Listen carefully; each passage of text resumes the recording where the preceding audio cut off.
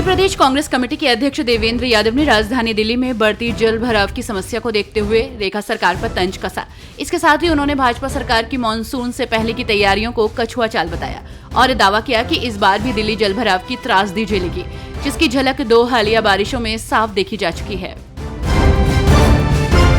बिहार विधानसभा चुनाव को लेकर तैयारियां जोरों पर हैं। नेताओं की लगातार प्रतिक्रिया आ रही है, तो वहीं इसी बीच केंद्रीय गृह राज्य मंत्री नित्यानंद राय ने राजद को लालू परिवार की पारिवारिक कंपनी बताया है। उन्होंने आरोप लगाया कि राजद में पद योग्यता के बजाय वंश के आधार पर तय होते हैं और ये परिवार गरीबों और युवाओं का शोषण करता रहा है। राय ने कहा कि लालू प्रसाद ने राष्ट्रीय अध्यक्ष पद पर नामांकन कर कार्यकर्ताओं के अधिकारों का हनन किया है और आगामी विधानसभा चुनाव में राजद का पतन निश्चित है। नई दिल्ली में श्री आदि शंकराचार्य सनातन सेवा संस्थानम फाउंडेशन ने शंकराचार्य स्वामी निश्चलानंद सरस्वती के प्रकटोत्सव पर राष्ट्रोत्कर्ष दिवस का आयोजन किया। इस अवसर पर शंकराचार्य ने भारत को ईश्वर अवतारों की भूमि बताते हुए हिंदू राष्ट्र बनाने का आह्वान किया। मुख्यमंत्री रेखा गुप्ता ने यमुना सफाई, गौ रक्षा और सनातन संस्कृति के उत्थान की प्रतिबद्धता जताई। गुजरात और पंजाब में उपचुनाव में आप को मिली जीत के बाद आप नेताओं की लगातार प्रतिक्रिया सामने आ रही है, तो वहीं इसी बीच इस जीत को लेकर आप नेता संजय सिंह की प्रतिक्रिया सामने आई है। उन्होंने पोस्ट में लिखा, बीजेपी के गढ़ गुजरात में आपकी गजब की जीत। गोपाल इटालिया ने बिसावदर सीट से 17,581 मतों के भारी अंतर से जीत दर्ज की। अरविंद केजरीवाल टीम, गुजरात की जनता और पार्टी के एक कार्यकर्ता को बहुत बहुत बधाई। ईरानी विदेश मंत्री ने इजराइल के साथ युद्ध विराम का संकेत दिया है, लेकिन बाद में स्पष्ट किया है कि यदि इजराइल सुबह 4 बजे तक अपने हवाई हमले बंद कर देता है तो ईरान भी जवाबी कार्रवाई रोक देगा। सोशल मीडिया मंच एक्स पर सुबह 4 बजे लिखा। उन्होंने लिखा, अभी तक सीजफायर या सैन्य कार्रवाइयों को रोकने पर कोई समझौता नहीं हुआ, लेकिन अगर इजरायली हुकूमत ईरानी आवाम के खिलाफ अपने गैर कानूनी हमले को सुबह 4 बजे तक रोक दे तो हमारा इरादा इसके बाद जवाबी कार्रवाई जारी रखने का नहीं है। झारखंड का सियासी पारा इन दिनों हाई चल रहा है, तो वहीं इसी बीच झामुमो महासचिव विनोद पांडे ने आजसू पार्टी पर जनता को गुमराह करने और ओबीसी आरक्षण को 27% से घटाकर 14% करने का आरोप लगाया। उन्होंने कहा कि आजसू ने हेमंत सरकार की 27% ओबीसी आरक्षण की पहल को कोर्ट में रोका। साथ ही पांडे ने आजसू से आरक्षण पर अपना रुख स्पष्ट करने को कहा और मुख्यमंत्री हेमंत सोरेन की नीतियों की सराहना की।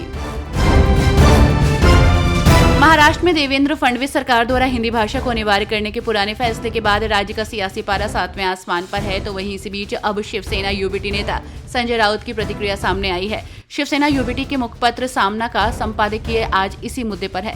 संजय राउत ने संपादकीय में लिखा है, महाराष्ट्र में स्कूली शिक्षा का भट्टा बैठ गया है। फडणवीस सरकार ने पहली कक्षा से हिंदी को तीसरी भाषा के रूप में अनिवार्य किया था, जिससे स्थानीय जनता आहत है। हालांकि सिर्फ आहत होने या हाथ मलने से क्या होगा। राज्यसभा में भाजपा सांसद मेघा कुलकर्णी ने पुणे रेलवे स्टेशन का नाम बदलकर महान मराठा नेता सीमंत धोरले बाजीराव पेशवा के नाम पर रखने की मांग की। पुणे में आज पुणे और सोलापुर डिवीजन के रेलवे अधिकारियों के साथ हुई बैठक में ये सुझाव दिया गया।